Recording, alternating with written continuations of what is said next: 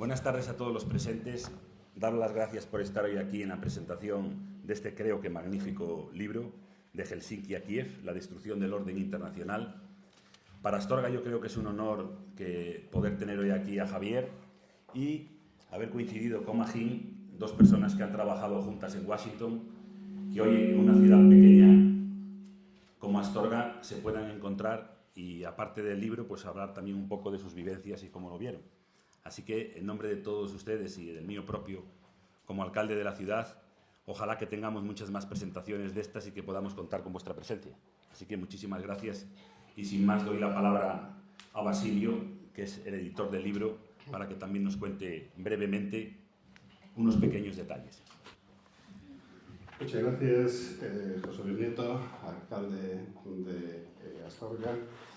Efectivamente, yo soy el editor, ese personaje extraño, no siempre bien conocido y comprendido, que es el que sirve de intermediario a los autores para llegar a los lectores y al que también a los lectores fieles procura buscarles obras y nuevos autores de referencia. Por eso, el estar aquí acompañando a Javier Rupérez para mí es motivo de satisfacción y orgullo y es preceptivo y casi me debería limitar a ello.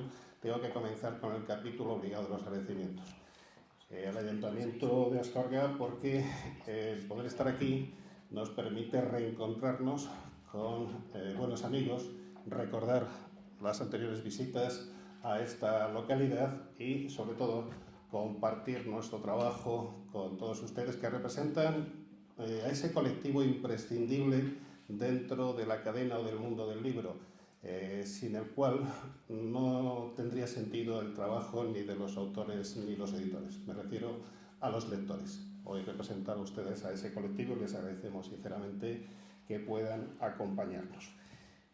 Conocer a Javier Rupérez pues es algo fácil, está al alcance de cualquiera. Por eso no tiene sentido alargarse en presentaciones biográficas, puesto que es un hombre tan polifacético, tan conocido, ha desarrollado trabajos, funciones, quehaceres tan esenciales, pero con tanta repercusión social que prácticamente todos tendrán una idea de él. Unos le conocerán más como diplomático, como un personaje fundamental en la política exterior española. De alguna forma, Javier Rupérez, a lo largo de su etapa como diplomático, como representante de nuestro país en diferentes lugares, ha sido un portavoz de todo el proceso de democratización que se vivió en este país, toda la transición famosa, que él vivió directamente y que de alguna forma, como dijo, proyectó internacionalmente. Pero también, y yo creo que hay que reivindicarle aquí hoy, fue uno de los artífices de la construcción de Europa. Y no es metáfora, ni exageración de amigo ni de editor. Y más, yo diría que también ha sido uno de los personajes esenciales en la construcción de las políticas de paz y concordia, especialmente en Europa, pero con extensión mundial. Creo que esto podría ayudarnos a centrar su figura dentro del mundo de la diplomacia, donde ha jalonado brillantemente una carrera que la ha llevado a destinos muy variados y que, como digo, siempre ha sido un referente internacional y lo sigue siendo, no porque sea posiblemente uno de los mayores especialistas en las relaciones de España con Estados Unidos, sino porque, como digo, es una persona que tiene en su cabeza esa concepción de las políticas europeas y de la proyección de España en el mundo. De ahí que siga, yo creo que más activo que cuando estaba en funciones diplomáticas como embajador por el mundo, puesto que cuando se han producido y cuando se producen hechos relevantes a nivel internacional, es uno de los consultores, una de las personas a las que acuden los medios de comunicación para que alumbre, para que aporte su experiencia y luz sobre temas muy diversos, sobre todo en los últimos años, donde la situación de Estados Unidos, por ejemplo, ha requerido una atención especial, o donde la guerra de Ucrania pues ha deshecho en parte el trabajo de Javier y de otros muchos especialistas y de diversos países en la construcción de esa Europa fuerte, unida y que aboga por la paz. Por eso, pues, el presentar este libro, de Helsinki a Kiev, la destrucción del orden internacional, para nosotros es motivo de satisfacción, de orgullo, justifica nuestro trabajo y además nos ha permitido poder conocer a Javier a través de su aportación intelectual o literaria. Además de esa faceta como diplomático, quizá muchos de ustedes le conocen también como político. Él ha tenido una representación digna en cada uno de los puestos que ha ostentado y eso, señoras y señores, queridos amigos, no es fácil poderlo decir de cualquier político. A esto habría que añadir su faceta como docente, como profesor de distintas instituciones universitarias y, repito, como intelectual y como escritor. Por eso, pues, el poder presentar una obra de estas características, que es la segunda que el grupo editorial Sial Pigmalión, que me honro en presidir, ha publicado de Javier, nos ha permitido comprobar cómo sigue siendo una persona querida, respetada y, como decía antes, un referente en la política, un referente en las relaciones internacionales y yo quiero apostillar un referente dentro de la literatura y el pensamiento. Esta obra aparece en la colección Ex Libris de nuestro grupo editorial y del sello Pigmalión, que es una colección en la que hemos publicado obras muy significativas. Libro póstumo del presidente Leopoldo Calvo Sotelo, libros muy importantes de colegas de profesión de Javier Rupérez, numerosos diplomáticos, pensadores, intelectuales de diferente signo y donde ellos han explicado, dentro de lo que podríamos denominar literaturas de la memoria, o biográficas o autobiográficas, han explicado temas muy diversos o han proyectado su experiencia personal.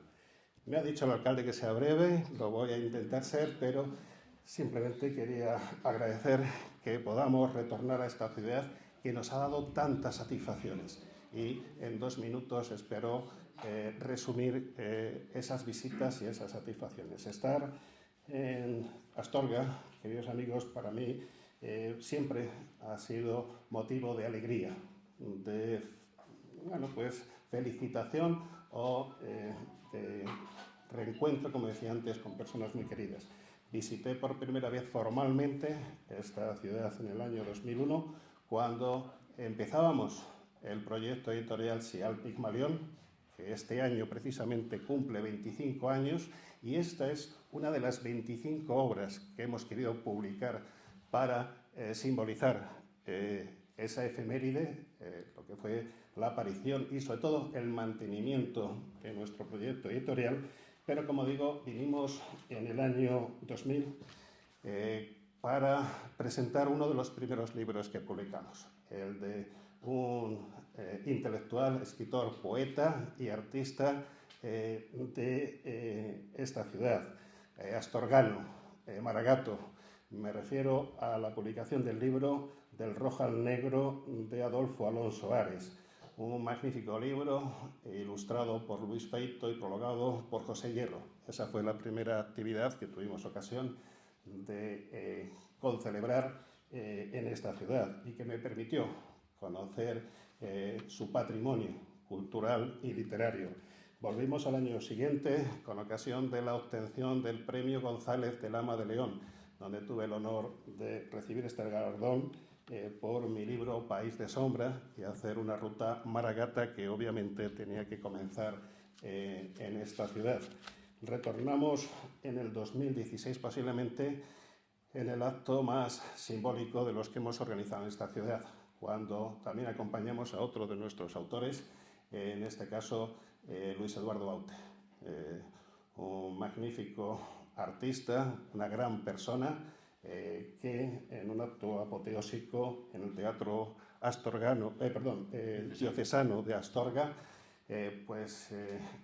bueno, nos habló de su itinerario vital y artístico, hizo un magnífico recital, terminó cantando directamente, aunque no estaba previsto, y desgraciadamente fue uno de los últimos actos en los que participó, porque la semana siguiente tuvo un desgraciado accidente que le alejó primero de los escenarios y después, desgraciadamente, le arrebató la vida. Pero el recuerdo de esa actividad, de ese recital, pues ha hecho que tengamos a Astorga muy presente y que ahora podamos volver para presentar un libro que para nosotros, como he dicho antes, es importante, es significativo, y públicamente le quiero agradecer a Javier la confianza que depositó en nosotros. Primero, para publicar estas crónicas de la pandemia, un libro que escribió durante ese encierro obligado al que nos sometió la pandemia a nivel global, y que en su caso le alejó de su familia, de su esposa Raquela, que se quedó en Estados Unidos, y él aquí durante esos meses hizo un ejercicio de reflexión y de memoria, recogiendo en este libro los hechos, yo creo que más significativos de su vida, de su carrera, aquellos que de alguna forma le configuraron como es su carácter, su personalidad, y que tuvieron, como digo, una mayor incidencia o importancia. Un libro con el que recorrimos España y que me permitió, como decía al comienzo, conocer a la persona, no al personaje, sino a la persona, que es una persona entrañable, afable, que, como digo, ha vuelto a confiar en nosotros para un libro que ha aparecido en un momento trágico, pero que es un faro de luz. Es un libro que nos aporta su visión sobre la situación actual, especialmente la que ha desencadenado la guerra de Ucrania, pero sobre todo nos ofrece alternativas. Su posición es clara, y supongo que luego hablará de ella, pero como digo, siempre desde un enfoque firme, pero positivo. Y para nosotros es motivo de satisfacción, repito, de orgullo, el poder tener dentro de la nómina de los más de 2.600 escritores de 4 continentes figuras estelares tan significativas como Javier Rupérez, a quien una vez más públicamente en esta tercera presentación del libro, después de haberlo hecho en Madrid, en La Coruña, le quiero agradecer esa confianza, y espero que el feedback que está recibiendo de la obra pues esté también a la altura de sus expectativas, y que no sea la última experiencia editorial que compartimos. Muchas gracias a todos.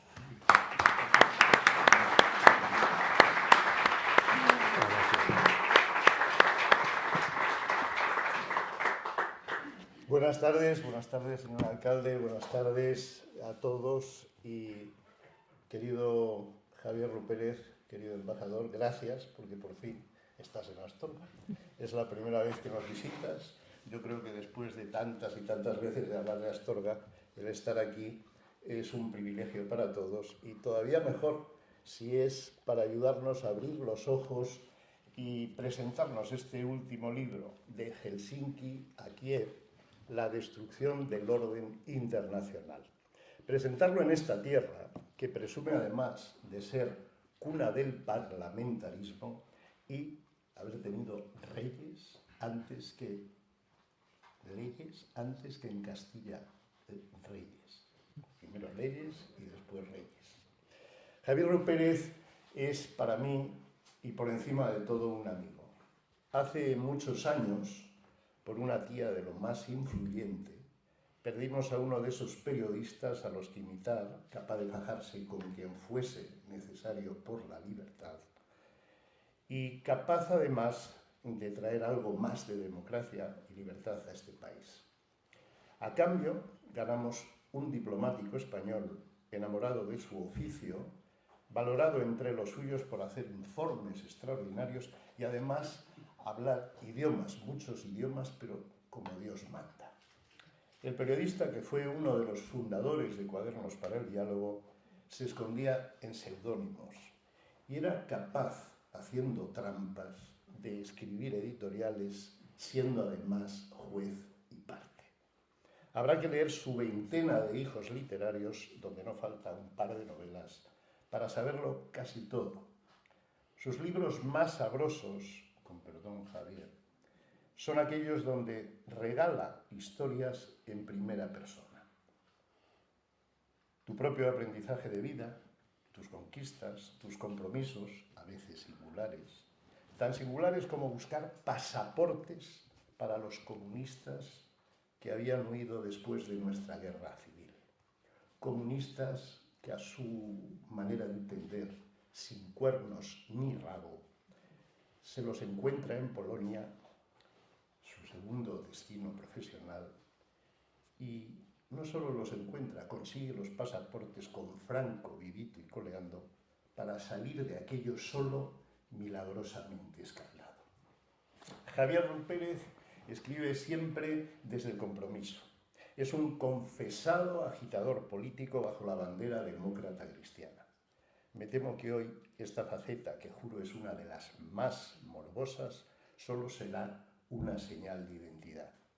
A los aquí interesados les recomiendo acudir a otros libros que, también autobiográficos, nos encogen el corazón, como solo sabe hacerlo Javier, cuando nos cuenta, por ejemplo, en primera persona sus 31 días como hombre secuestrado por ETA, en el lejano y para él siempre presente 1979, cuando era un simple diputado de Unión de Centro Democrático. De Helsinki a Kiev es otra historia. Es la historia del diplomático que quiere comerse el mundo, finales de los 60 y década de los 70, el joven demócrata que sabe que no puede sacar pecho representando a un país donde las libertades son una entelequia, el diplomático que descubre pronto cómo el franquismo agónico hace cosas tan inverosímiles como para permitir que desde la carrera, así dicen a su formación los enviados a hacer mundo, bailen con los guapos y los feos y hasta sueñen con ser más demócratas que autócratas, más occidentalistas y atlantistas que nadie. Por cierto, para Pérez ha sido más importante la primavera de Praga que el mayo francés. Y además de todo esto, poner en práctica y aprender de lo que hacen algunos veteranos, gentes de bien con las que conocer el oficio. Javier aprende mucho, por ejemplo, de Nuño Aguirre de Cárcer. Aprende a mirar, a darse tiempo. Aprende hasta lo que Nuño no sabe que sabe. Ejemplo, un perfecto manual para el diplomático del siglo XXI que atesora Pérez en su tercer año de empleo. Un ejemplo se resume en un párrafo de la página 79 que les leo. El buen sentido de la diplomacia y de los que practican no es ocultar la realidad, sino presentarla tal como se percibe, en función de la protección de convicciones e intereses, tanto nacionales como globales, y actuar en consecuencia. Luego vendrán las negociaciones y los apaños correspondientes, tanto más duraderos cuanto más y mejor correspondan a la existencia y formulación de líneas rojas. Son muchos los que confunden la diplomacia con la claudicación, como si el ejercicio solo consistiera únicamente en la lectura de un manual escolar de buena educación. Cambien las palabras y casi estamos hablando de lo que está pasando hoy en España. De Helsinki a Kiev es, sin embargo, un libro que no solo está bien escrito, es un libro que se convierte en todo un testamento. Es Javier Pérez en estado puro. El diplomático y embajador que nos dice casi toda la verdad, siempre desde las que han sido sus convicciones y principios. Etiopía, Polonia, Finlandia, Ginebra y Madrid. Este es el recorrido del libro para terminar en una entrega para mí imperdible, la guerra en Ucrania, resumida en lo que diplomáticamente lleva un epígrafe, si se me permite, un tanto rimbombante. Dice, a modo de cautelosa conclusión, ¿cuál es el futuro del orden internacional? Solo por este medio centenar de páginas de cierre ya valdría la pena hacerse con este libro. Pero claro, el editor y amigo del autor, Basilio Rodríguez Cañada, debió pedir más. Saben que en este nuestro mundo de redes hay que echarle carne y asesinatos a las historias. Y de Helsinki aquí tiene historia e historias, como para atraer a los que buscan esas, digamos, partes íntimas. Y Javier Pérez, lo real se llama Putin. Javier Pérez intenta imitar a John le Carré. Y de verdad que lo ha hecho la mar de bien. Se pasa, a mi juicio, cuando quiere ser un poco agente 007. Me llamo Bond, James Bond. Pero, como digo, lo atribuyo más a gajes y demandas del editor que a cosecha propia y siempre bien intencionada. Por eso, no se lo voy a contar a ustedes en el sano propósito de que lo descubran por sí mismos. Lo que sí está en este libro, lo que nos enseña es la trastienda. Una parte importante, con mujeres importantes como Raquela, su esposa, que nos acompaña. De las muchas cosas y encargos que ha vivido un español que ha llevado siempre sobre sus hombros y con mucho orgullo la representación de España. En muchas ocasiones, Javier Pérez ha hecho de apagafuegos para podernos sentar más orgullosos en organizaciones o instituciones internacionales como la OTAN, no siempre bien vistas por los unos o por los otros.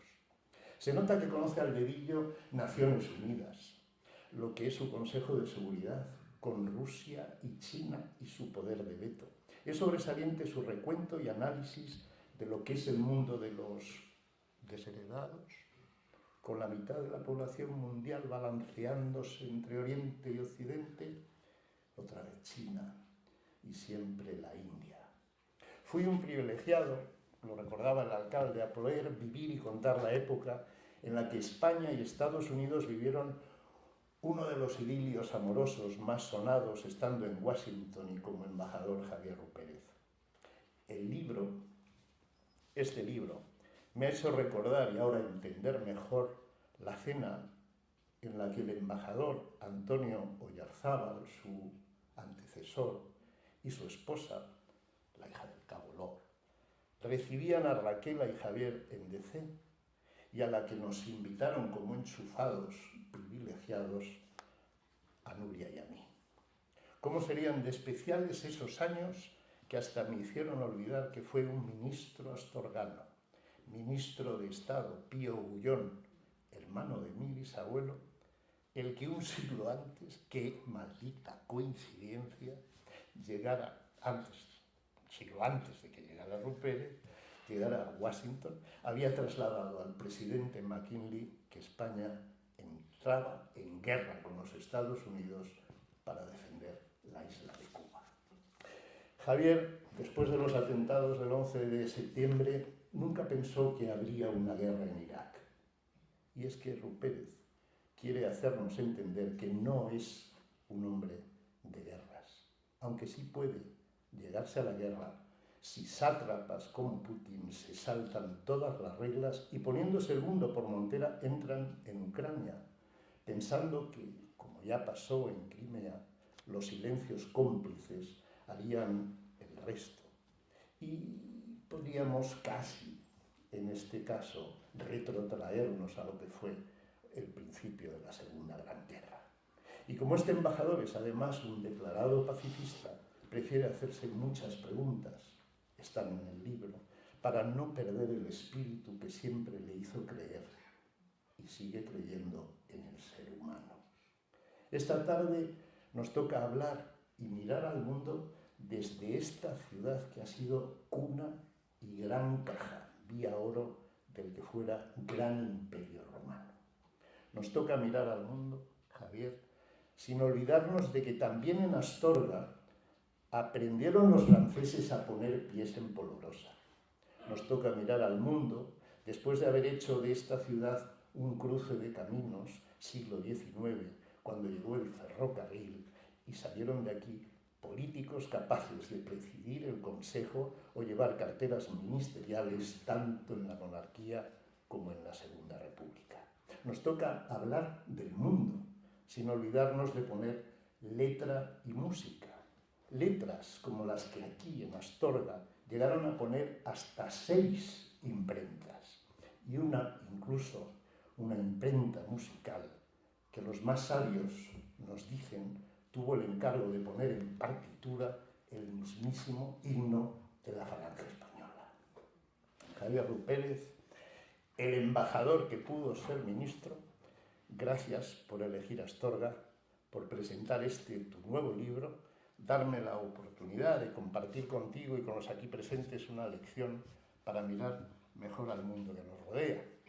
Un mundo que puede, debe y necesita estar mejor, y que a pesar de todas las preguntas e interrogantes que dejas en el aire, en esa cautelosa conclusión mirando a Ucrania, hay clásicos que, como un personaje al que citas, pero creo que no aplaudes, me presta la percha para darte la palabra. Donald Rumsfeld, para mí el ministro de la guerra de George Bush, dijo: sabemos lo que sabemos, sabemos lo que no sabemos, sabemos que no sabemos lo que no sabemos. Javier Rú Pérez, embajador, cuéntanos y enséñanos a mirar lo que sabemos. Muchas gracias.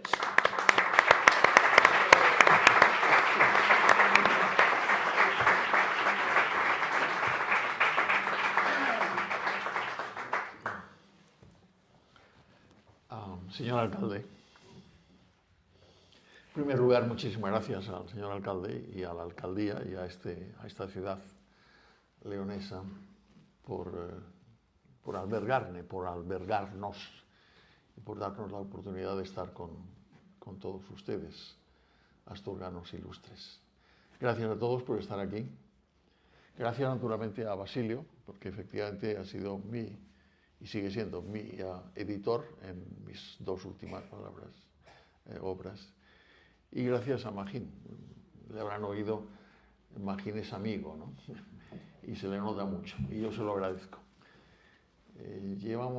La verdad es que llevábamos tiempo sin vernos, pero yo siempre recordé que después de los años que pasamos juntos en Washington, con él y con Nuria, con su mujer, y los años que habíamos pasado antes, porque nos habíamos conocido antes cuando Magín era uno de los elementos más conocidos y más brillantes de Radio Nacional de España, sabía que era de Astorga, y la verdad es que cuando Basilio me dijo que teníamos que pasar por Astorga, lo primero que pensé es que Astorga era Magín. De manera que muchas gracias, y muchas gracias por tu intervención, y muchas gracias también, Basilio. Este libro lo ha descrito muy bien Magín y lo ha descrito muy bien también Basilio, ¿no? Comenzó siendo lo que los americanos llaman un ensayo autobiográfico, que es una mezcla. La autobiografía es la narración de la vida de uno propio, y el ensayo es más bien una reflexión ideológica, religiosa, temporal. El ensayo autobiográfico es una mezcla de las dos cosas, ¿no? Y lo que yo comencé era precisamente un ensayo autobiográfico que tenía un comienzo, que era Helsinki, e incluso un poco antes, que era, digamos, la primera parte de mi vida diplomática, cuando, siendo un joven diplomático, pues transcurrí desde Addis Abeba, que es mi primer puesto en Etiopía, luego Polonia, luego Helsinki, Ginebra y finalmente España, ¿no? Yo empecé en 1965, de manera que mi primera vida diplomática coincide con los 10 últimos años de la vida de Franco, del franquismo, ¿no?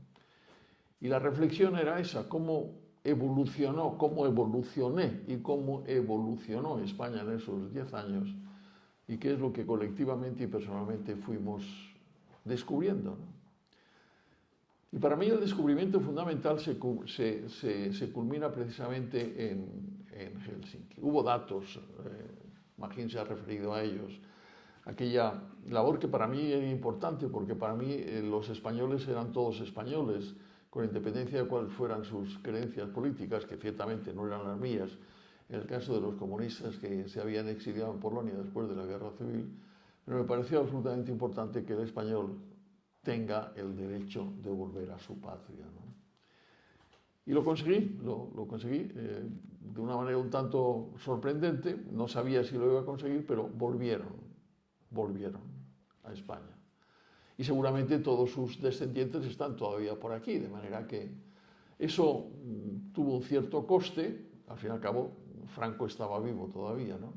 Pero el cierto coste para mí fue muy positivo, porque acabé en Helsinki, que era en aquel momento uno de los centros fundamentales de la diplomacia, no únicamente europea, sino mundial.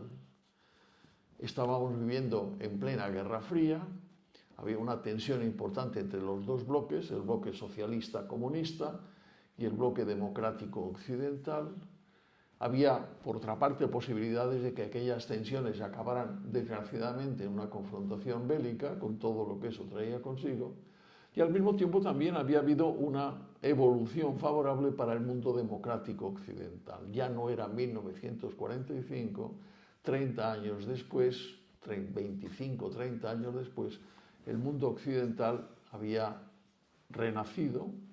Teníamos unos ejemplos europeos notables desde el punto de vista de vida democrática, de vida social, de vida cultural, de vida económica, de prosperidad, y España era un dato extraño. Y naturalmente, como diplomático, uno siempre lo siente, ¿no? Y una de las cosas que cuenta en el libro es que cuando comienza la conferencia de seguridad, que comienza precisamente en Helsinki en el año 72 y se prolonga hasta 1975, había 35 países miembros. De esos 35 países miembros había unos que pertenecían al mundo comunista o socialista, había otros que pertenecían al mundo occidental y democrático, había otros que pertenecían al mundo neutral y no alineado, y había dos países que no pertenecían a nadie. Uno de ellos era el Vaticano. Estoy seguro que adivinan cuál era el otro. Se llamaba y se sigue llamando España. Y eso tenía naturalmente sus inconvenientes, porque no nos enterábamos lo que unos y otros estaban planificando, o más bien teníamos que actuar de manera duplicada para saberlo, pero al mismo tiempo tenía una ventaja, y es que podíamos hacer aquello que nos viniera en gana. El franquismo tenía, como todos sabemos, graves defectos, pero desde el punto de vista de lo que era la acción diplomática en aquellos años del tardo franquismo, había una realidad, y es que el mundo exterior le importaba relativamente poco. Y eso de la conferencia sobre la seguridad y la cooperación en Europa es una realidad realmente casi extraña, ¿no? De manera que, y ha hecho bien Magín en mencionar a Nuño Aguirre de Cárcer, que ha sido uno de los grandes diplomáticos que ha tenido este país a lo largo de toda su historia, concibimos cuál era el papel que España tenía que jugar, con independencia de lo que Madrid dijera. Madrid afortunadamente decía poco. Y en ese momento lo que nosotros hicimos fue comenzar a construir lo que luego, cuando yo ya estaba directamente implicado en la política, llamamos la política exterior europea, democrática y occidental. Queríamos que España fuera una democracia, que fuera un país occidental con todas las consecuencias, que perteneciera a Europa y que perteneciera a la OTAN. Naturalmente eso tardó un cierto tiempo en conseguirse. Luego resultó que años después yo tuve también la ocasión de ser el embajador jefe de la delegación española ante la Conferencia de Seguridad en una sesión que se celebraba en Madrid, pero lo conseguimos. Y para mí la verdad es que yo venía de tiempos anteriores, cuando con muy pocos años participé en la creación de aquella referencia democrática durante el franquismo que fue la revista Cuadernos para el Diálogo, presidida por Joaquín Luis Jiménez, una de las grandes figuras de la España democrática, de la España que luego vivimos, y efectivamente lo conseguimos. Y me pareció al mismo tiempo muy importante que esa conferencia de seguridad y cooperación en Europa, que culminó en la adopción de lo que se llama el Acta Final de Helsinki, era tanto como un tratado de paz. Un tratado de paz en donde habíamos trabajado unos y otros, porque al fin y al cabo, ¿por qué se reunieron esos 35 países? ¿Por qué se reunió el este y el oeste? Porque querían un sistema de entendimiento que evitara cualquier tipo de riesgo de conflicto abierto. Y eso fue el acta final de Helsinki. Naturalmente a mí me encantaría que leyeran mi libro, pero me encantaría que leyeran el comienzo del acta final de Helsinki, en donde hay 10 principios que deben regir las relaciones entre los estados participantes, que es lo que nosotros llamamos el decálogo.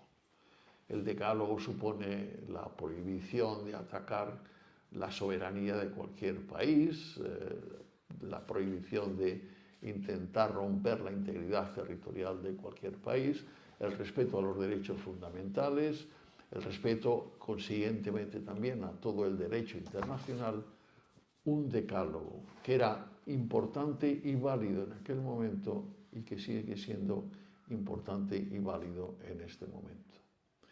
Pero lo que ocurrió es que cuando ya estaba acabando mi reflexión, mi autobiografía, mi ensayo autobiográfico, resulta que un personaje, que es un criminal de guerra, que hay que recordarlo, que se llama Putin, decidió sin ningún tipo de razón,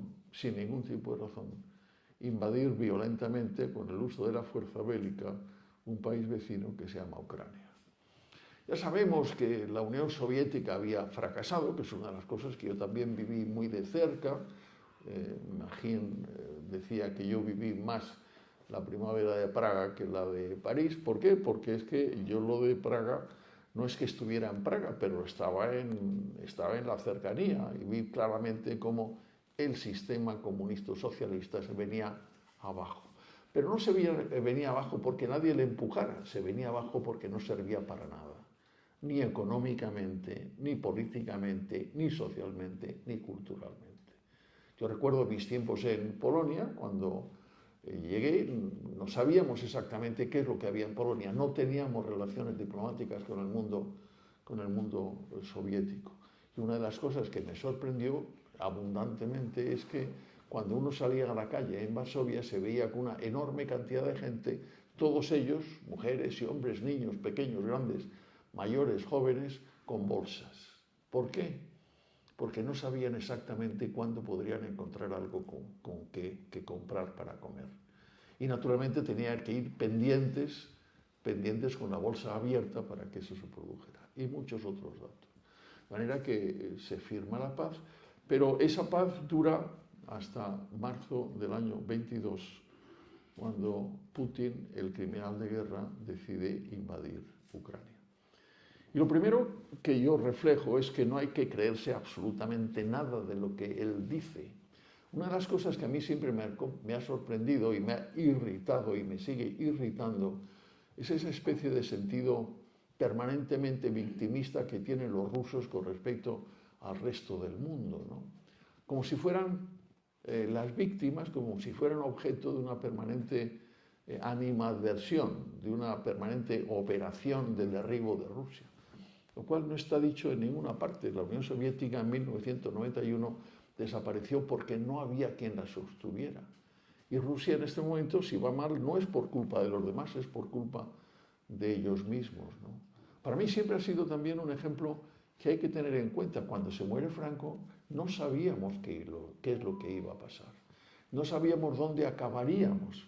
Hemos acabado en la democracia. Hemos acabado en la prosperidad. Hemos acabado en el respeto a los derechos humanos de todos los españoles.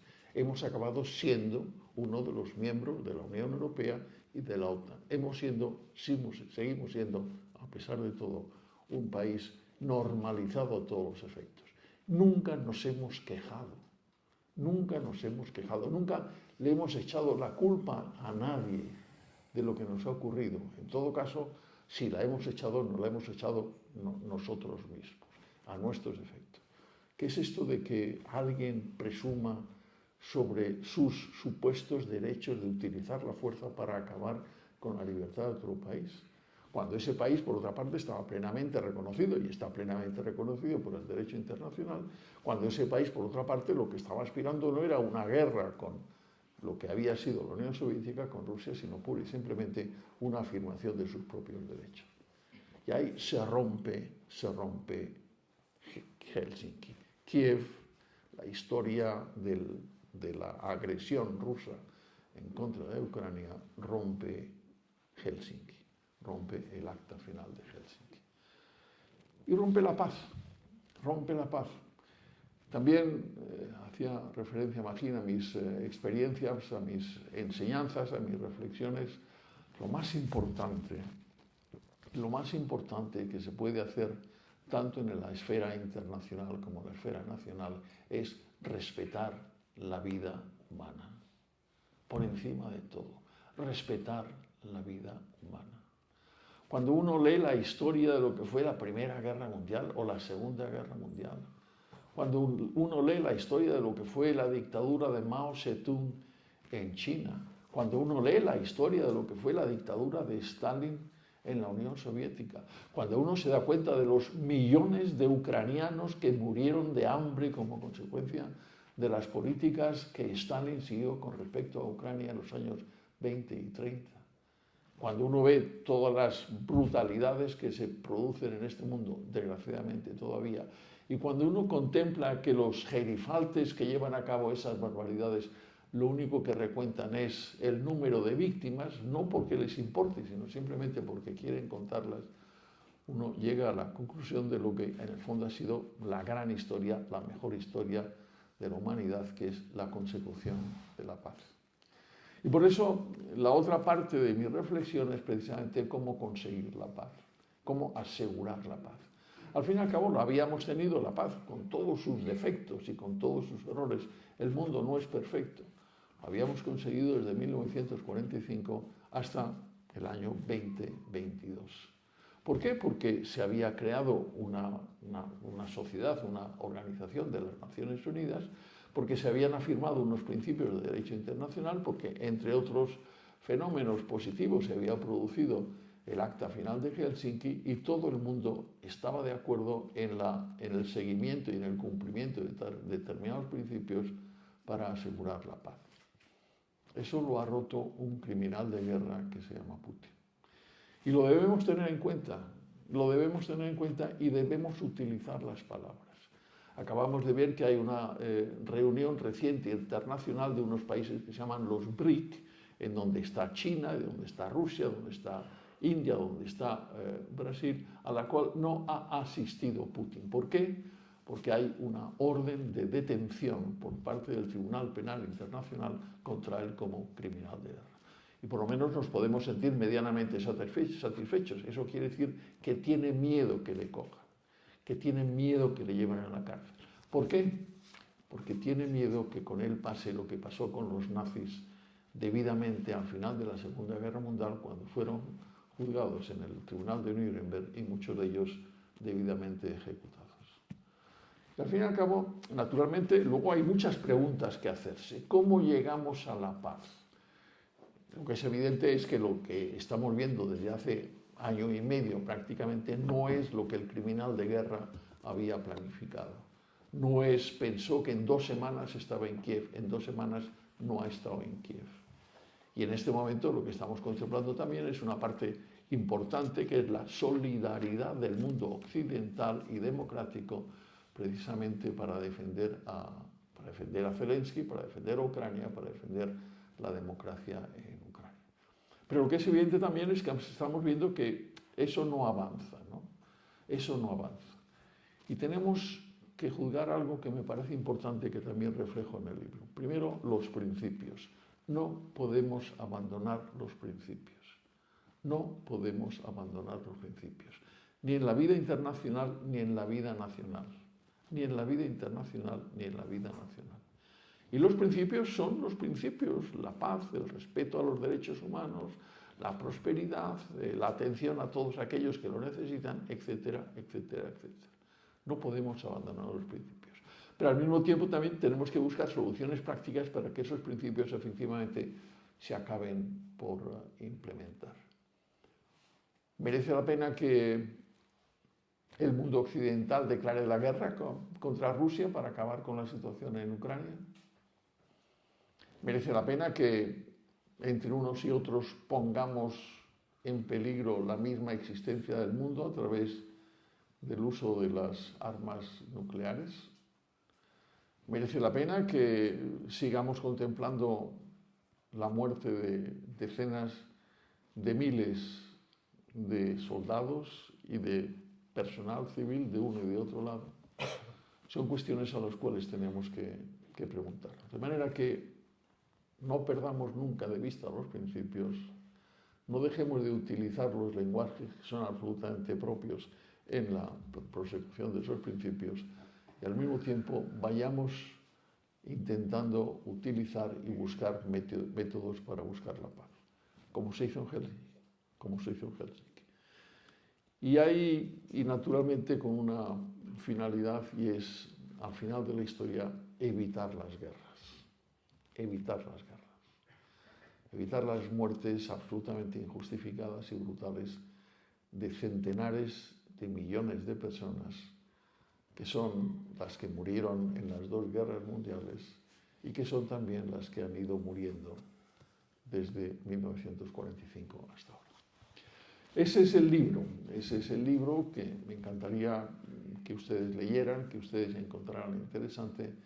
Esa es también un poco la reflexión, no únicamente sobre mi vida, sino la vida de muchos diplomáticos.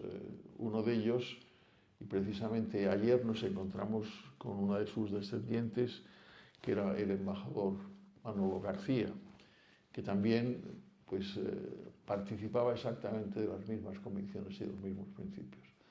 La diplomacia no es fácil, la política no es fácil. Lo que es importante es que diplomacia política y pura y simplemente la vida sean regidas por una serie de principios comprensibles para unos y para otros. Y para unos y para otros el principio básico es el respeto a la vida humana. Pues muchas gracias, señor alcalde, muchas gracias, Mergín, muchas gracias, Silvia.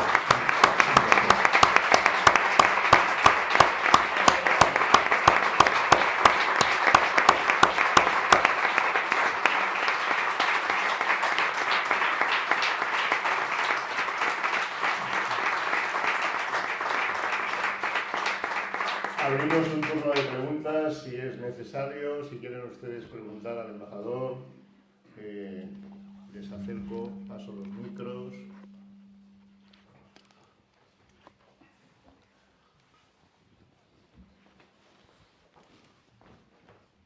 Muy bien, Javier Rupérez, muy interesante la conferencia. Yo no voy a preguntar sobre la guerra de Ucrania, voy a preguntar sobre dos preguntas. Una, cuando usted estuvo secuestrado, parece ser que no reconoció a Otegi, es decir, que fue uno de sus secuestradores. Eso por una parte. Y por otra parte, me gustaría saber cuál es su opinión, qué sería lo más conveniente para que en España hubiera paz, estuviéramos todos contentos y se respetaran todos los derechos humanos. ¿Qué sería más conveniente? ¿Que gobernara Pedro Sánchez para que todos estuviéramos felices? ¿O que gobernara su contrincante, el señor Feijóo? Yo creo que es una incógnita, ¿no?, que deberíamos despejar. No sabemos todavía lo que va a pasar, pero pienso que nadie lo sabe todavía. Pero, ¿qué sería mejor? ¿Pedro Sánchez junto con Yolanda Díaz? Para que se respetaran todos los derechos, parece ser que son los que respetan todos los derechos. Siempre la derecha, ¿no? Somos los que estamos ahí, que no hacemos guerras, pero muchas veces pues no sé, parece que somos los acomplejadines, ¿no? Bien, esas son las dos preguntas. Muchísimas gracias, Javier Rupérez. Bueno, son dos preguntas para una tercera conferencia. Pero le voy a decir, bueno, son tres preguntas, porque al fin y al cabo también me ha preguntado sobre Ucrania. Primero, ¿cuáles son mis preferencias? Mire, Mi preferencia está recogida en la Constitución Española de 1978, que dice que España es la patria común e indivisible de todos los españoles. Patria común e indivisible de todos los españoles. Y además, no voy a repetir la Constitución, naturalmente les aconsejo vivamente que la lean y que la tengan en cuenta porque refleja al 100% cuáles son mis planteamientos con respecto a la vida política y, como decía antes, nacional e internacional. Patria común e indivisible de todos los españoles, respeto por la integridad integral, la integridad española. Segundo, respeto por los derechos humanos de todos los españoles. Hay que recordar que la Constitución española es la única en el mundo que se refiere directamente a la Declaración Universal de Derechos Humanos como un elemento de referencia para el juicio sobre los derechos humanos. Tercero, la separación de poderes, el Ejecutivo, el Legislativo y el Judicial, y al mismo tiempo también, naturalmente, el respeto para el régimen. Tenemos una monarquía parlamentaria. Yo estaré de acuerdo siempre con todos aquellos que están de acuerdo con esos planteamientos y nunca estaré de acuerdo con todos aquellos que no están de acuerdo con esos planteamientos. Naturalmente, les reconozco el derecho de plantear lo que quieran, pero me producen escándalo aquellos partidos políticos que están dispuestos a pactar con los separatistas y con los terroristas. No hace falta que le diga nada más al respecto.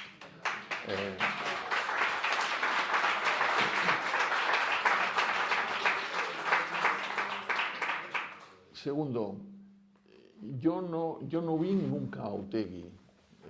Cuando yo estaba secuestrado, todos los que me tenían secuestrado tenían la cara tapada. Nunca vi su cara. Nunca vi su cara. Pero yo he seguido, tuve ocasión de decirlo públicamente porque 10 años después del secuestro tuvo lugar. Otegi ha estado varias veces juzgado y condenado por acciones similares, no por mi secuestro porque yo no pude reconocerle, pero en las acciones judiciales que yo tengo debidamente archivadas, hay una declaración, me detienen 4 terroristas, uno de ellos era una mujer francesa. Los terroristas, es decir, la única que quedó, que cogió la policía en aquel momento fue la francesa. Los otros lograron escaparse y naturalmente se refugiaron en Francia. Esa mujer, que se llama, no sé si se llama todavía Françoise Maruenda, hace una declaración delante de la policía en donde narra con pelos y señales quiénes son los miembros del comando, cuáles son los nombres y apellidos de los miembros del comando, dónde han estado viviendo en el tiempo que estaban preparando el secuestro, qué pistolas llevaban, qué calibre tenían las pistolas, qué planificación había hecho. Por ejemplo, ese mismo comando fue el que intentó secuestrar unos meses antes que a mí a Gabriel Cisneros. Y como Gabriel Cisneros logró escaparse, le dispararon. Le dispararon y le hirieron gravemente. No le mataron en aquel momento, pero Gabriel Cisneros murió hace ya unos pocos años, mucho antes de lo que normalmente hubiera debido morir, porque las heridas le produjeron un acortamiento brutal de su vida. Y Gabriel, que era muy amigo mío, recuerdo que ya en sus últimos días, sabiendo que lo estaba pasando muy mal, fui a verle y le pregunté que si tenía muchos dolores. Y me dijo, a mí el dolor que más me hace sufrir es el tiro de Otegi. De manera que todo eso está en el texto de Maruenda. Ese individuo que en este momento está encontrando medios de entendimiento y de coalición con el Partido Socialista Obrero Español es Arnaldo Otegi, el que me secuestró. De manera que el hecho de que yo no pudiera reconocerle no afecta a la realidad. Y tercero, sobre Ucrania, hay que salvar a Ucrania. Hay que salvar a Ucrania.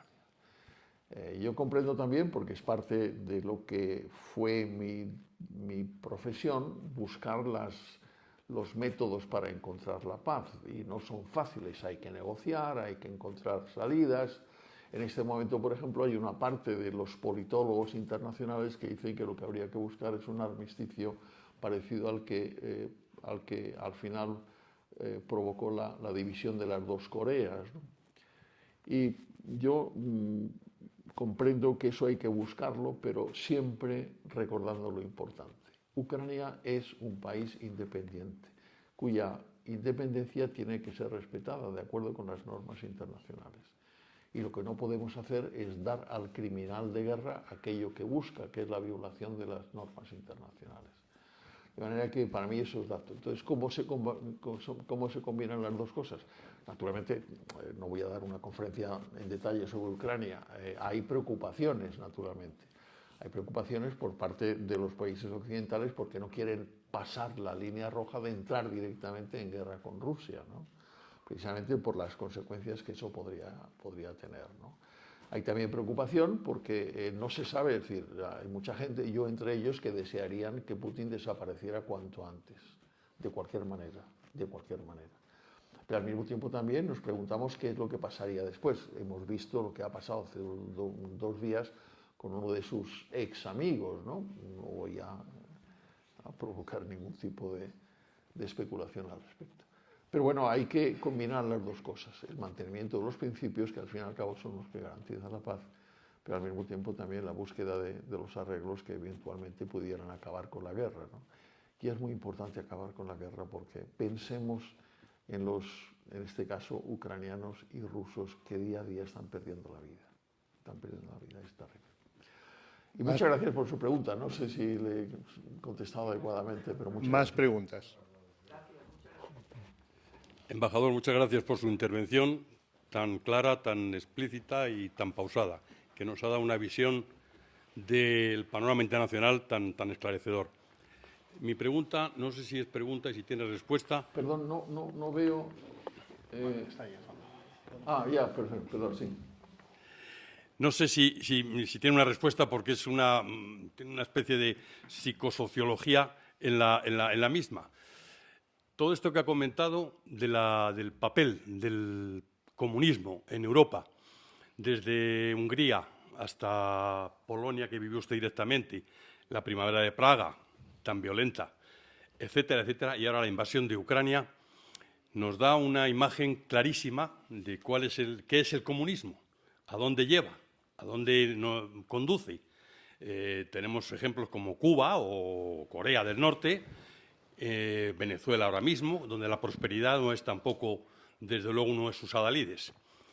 Y con ese currículum, ¿cómo podemos explicarnos que en España haya habido unas muy recientes elecciones y hayamos tenido 31 diputados de una ideología muy concreta que habla del comunismo, que defiende el comunismo, pero el comunismo rancio?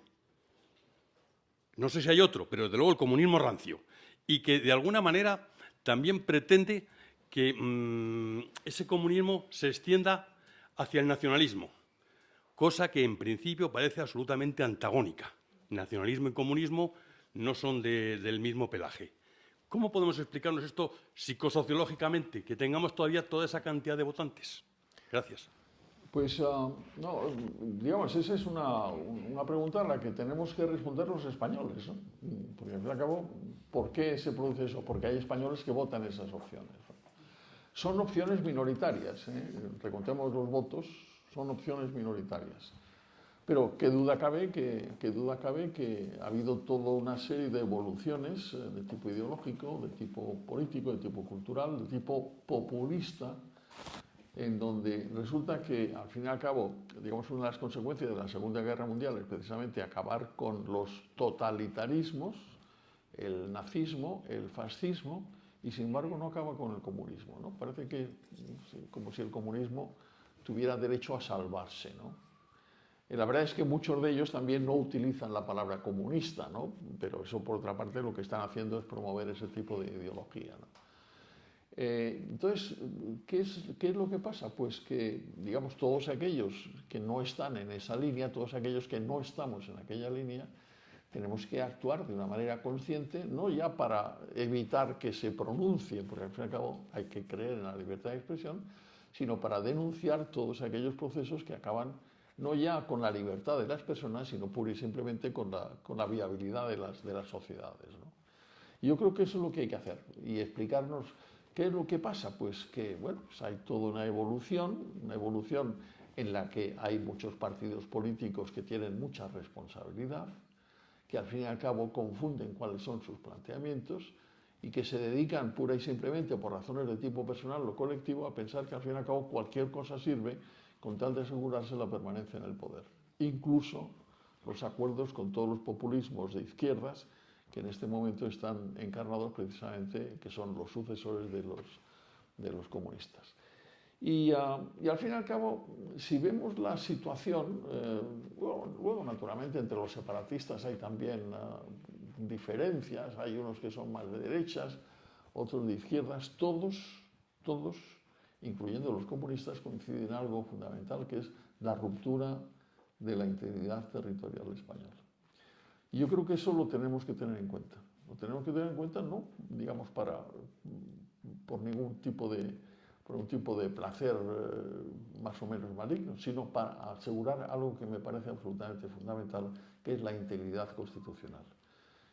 La integridad territorial, la integridad constitucional no es pura y simplemente un capricho, es la afirmación del sistema que permite la libertad y la prosperidad de los españoles. Y naturalmente podíamos plantearnos también bastantes cosas. Por ejemplo, ¿cómo es posible que esos partidos que son minoritarios, sin embargo, lleguen a tener en las cámaras legislativas una capacidad de decisión que les hace prácticamente los árbitros de la situación? Bueno, pues a lo mejor en algún momento teníamos que plantearnos una reforma de las leyes electorales, ¿no? ¿Cómo es posible que los separatistas catalanes puedan estar en este momento condicionando el futuro de España, ¿no? ¿Cómo es posible que los terroristas vascos tengan un nivel de representación que también les permite condicionar el futuro de España, ¿no?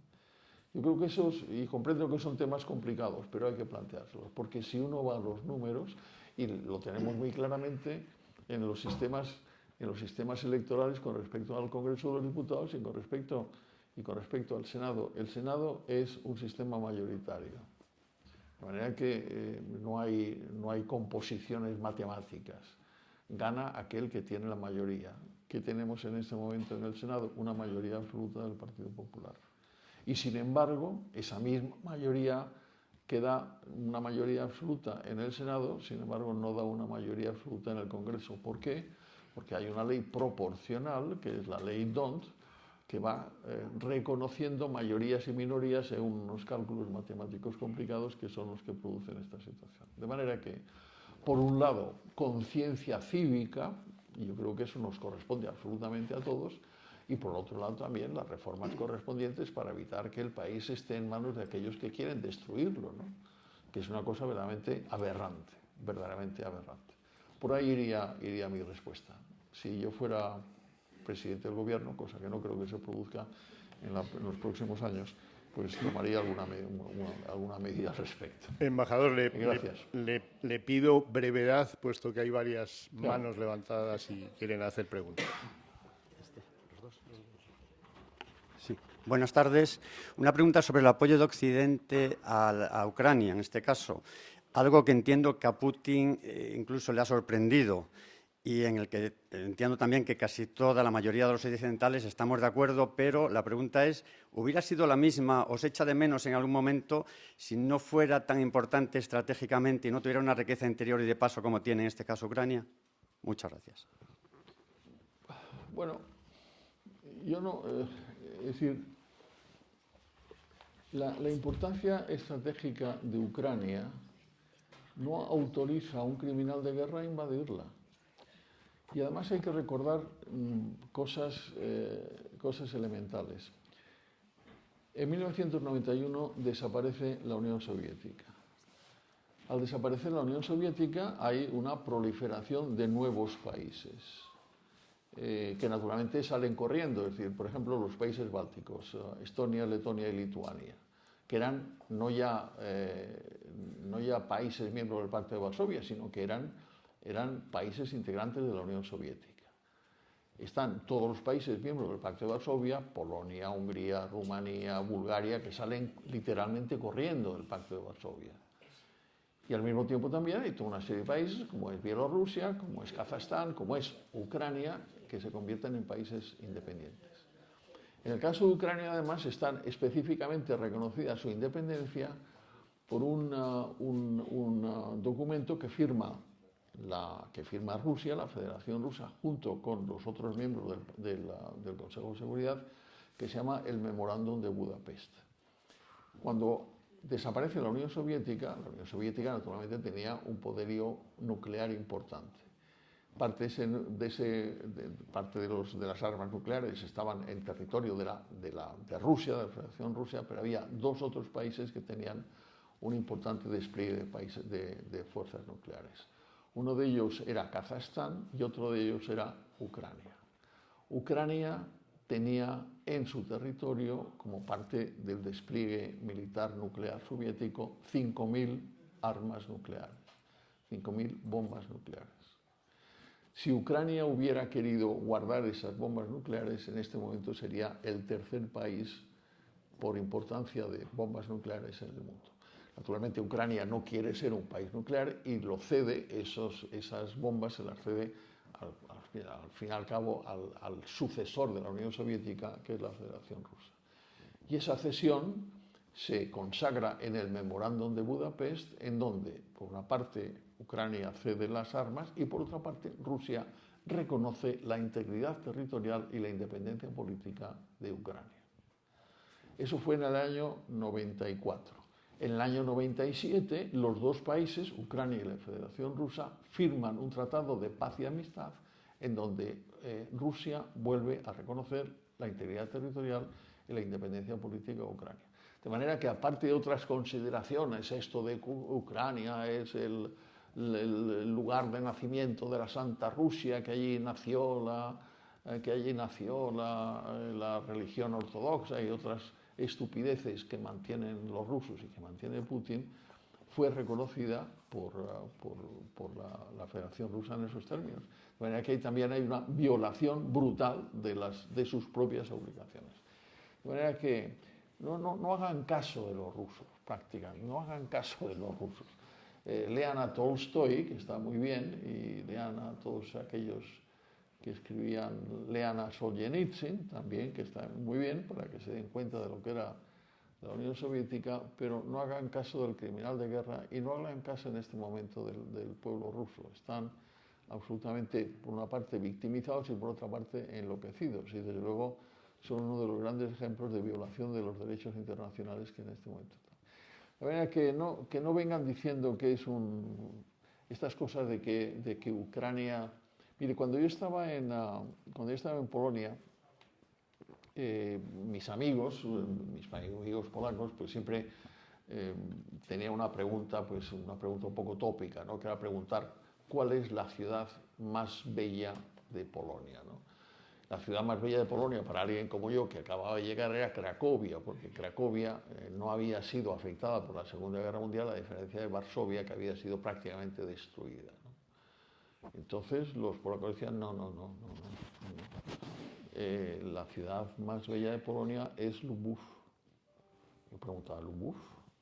Y eso, bueno, Lubów es una ciudad ucraniana que se ha llamado Lubów, que se ha llamado Lviv, que se ha llamado Leópolis, que se ha llamado Lemberg, porque ha sido parte del Imperio Austrohúngaro, del Imperio Ruso, del Imperio Soviético y ha sido parte de Polonia.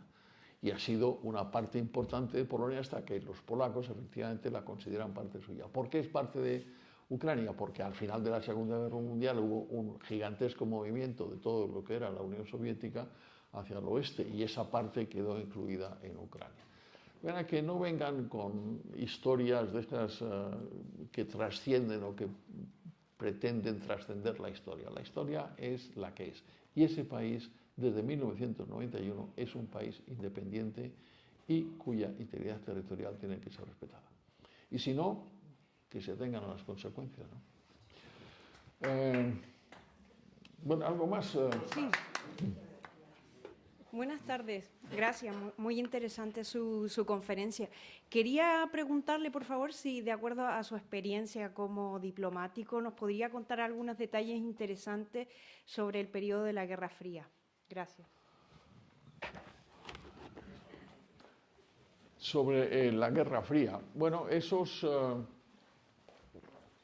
En algún sentido, Helsinki es el final de la Guerra Fría, ¿no? La Guerra Fría empieza inmediatamente después de la Segunda Guerra Mundial, prácticamente en 1945 ya están los dos bloques enfrentados, ¿no? Lo que ocurre con la Guerra Fría, que es, digamos, la experiencia que yo voy recogiendo, es que inmediatamente después de la Segunda Guerra Mundial, a pesar de los acuerdos que crean las Naciones Unidas, la Unión Soviética tiene una voluntad de ocupación del resto de Europa verdaderamente enorme, ¿no?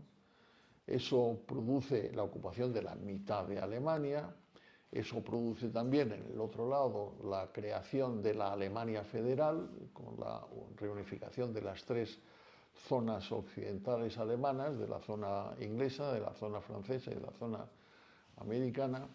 Eso produce al mismo tiempo también en 1949 la creación de la OTAN. Al fin y al cabo, ¿por qué se crea la OTAN? Porque hay toda una serie de países que piensan que efectivamente pues, merece la pena, hay que defenderse, ¿no? Hay que encontrar un sistema de defensa colectivo para impedir que precisamente la Unión Soviética siga adelantando.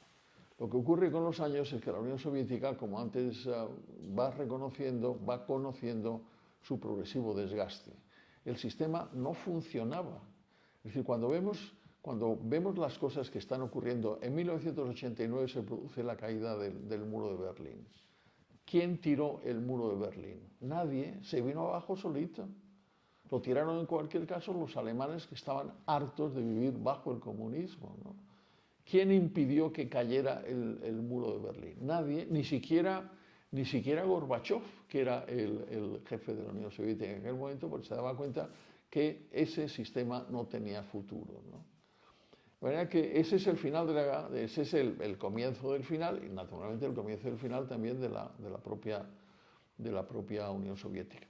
De manera que la Guerra Fría fue calentándose en el sentido más noble de la palabra, es decir, haciendo desaparecer los elementos de confrontación, porque finalmente los soviéticos se dieron cuenta que no tenían viabilidad. Hasta el extremo, por ejemplo, que cuando se produce la reunificación de Alemania, la Alemania reunificada entra en la OTAN. De manera que luego naturalmente hay todo tipo de historias durante la época de la Guerra Fría, que además tienen lugar no únicamente en Europa, sino que, digamos, la Guerra Fría, la Guerra de Vietnam es parte de la Guerra Fría también, ¿no? En el fondo son los enfrentamientos. La historia de la Guerra de Corea en los años 50 también es parte de la Guerra Fría. Pero al final lo que se va consolidando son los dos bloques y al mismo tiempo también la búsqueda de determinados elementos que eviten la confrontación. Hay elementos que vienen de las propias Naciones Unidas y hay elementos, como digo, que vienen del Acta Final de Helsinki.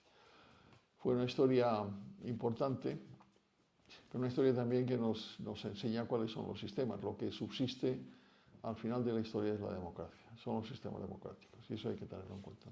Última pregunta. Buenas tardes, señor embajador. Una pregunta muy breve. ¿No resulta contradictorio que después de 50 años más o menos de globalización económica, cultural, social, se produzca ahora esta ruptura del orden internacional? Yo creo en la globalización, francamente. Me siento un globalizador, ¿no? Creo que en el fondo la globalización lo que ha ido destilando es un sentido de participación en las responsabilidades mundiales, ¿no? De todos, ¿no? Y al mismo tiempo también la noción de que hay sistemas que merecen ser globalizados porque funcionan mejor que los otros, ¿no? Yo comprendo que estamos viviendo en momentos complicados, ¿no? Y efectivamente hay muchos sectores que ponen en duda la globalización, fundamentalmente algunos sectores nacionalistas o populistas, ¿no? Tanto de izquierda como de derecha. Pero, por ejemplo, si pensamos en la realidad de la Unión Europea, hay que recordar que Europa fue precisamente la razón de dos guerras mundiales, ¿no? que recordar que en el comienzo de la introducción, el preámbulo de la Carta de las Naciones Unidas dice: decididos a evitar la catástrofe, no es la catástrofe, sino la catástrofe de la guerra, que durante 2 generaciones nos ha afectado. Fueron 2 generaciones las que vivieron unas y otras las guerras mundiales. ¿Por qué se ha producido, por qué se ha evitado la guerra mundial? Porque en este momento, entre otras razones, ¿no? Porque en este momento todos aquellos que estaban enfrentados, concretamente los franceses y los alemanes, en las 2 guerras mundiales ya no lo están. ¿Y cuál ha sido? El principio ha sido una Europa unida y libre, ¿no? Y todos aquellos que contribuyeron a esa creación, que tienen que ser recordados, porque son los de Gasperi, los Schuman y los Adenauer, y todos aquellos fueron profetas de la globalización, una globalización europea continental. Pero eso, digamos, si comparamos los datos de lo que era el mundo en el año 45 y lo que es el mundo con todos sus defectos y con todos sus problemas en el año 2023, nos damos cuenta que la globalización ha jugado y sigue jugando unos datos enormemente importantes, que hay que corregirlos, que hay que planificarlos, que tenemos que ver cómo funciona el comercio, cómo funcionan las economías, cómo funcionan los datos sanitarios, cómo funcionan las epidemias. Completamente de acuerdo. Pero yo creo que este debiera ser un solo mundo para todo el mundo, ¿no? La verdad es que yo soy globalizador, si ustedes me lo permiten también, vamos. Presumía que iba a ser una forma de mirar al mundo, de explicarnos en Astorga lo que tenemos un poco más cerca, porque nunca lo que pasa fuera nos es ajeno. Creo que el embajador ha cumplido con creces lo que de alguna forma todos esperábamos. Tienen libros a su disposición fuera. Javier Rull Pérez estará dispuesto a firmarlos y, señor alcalde, dejo que sea usted el encargado de cerrar el acto. Pues muchas gracias, Javier, muchas gracias, Basilio, muchas gracias, Magín, por esta charla que nos habéis dado, por estas explicaciones para entender un poco mejor entre todos lo que está pasando en el mundo occidental hoy en día. Gracias y espero verte pronto otra vez por nuestra ciudad, que tiene las puertas abiertas. Encantado, me encantado. Muchas gracias. Muchas gracias. Muchas gracias.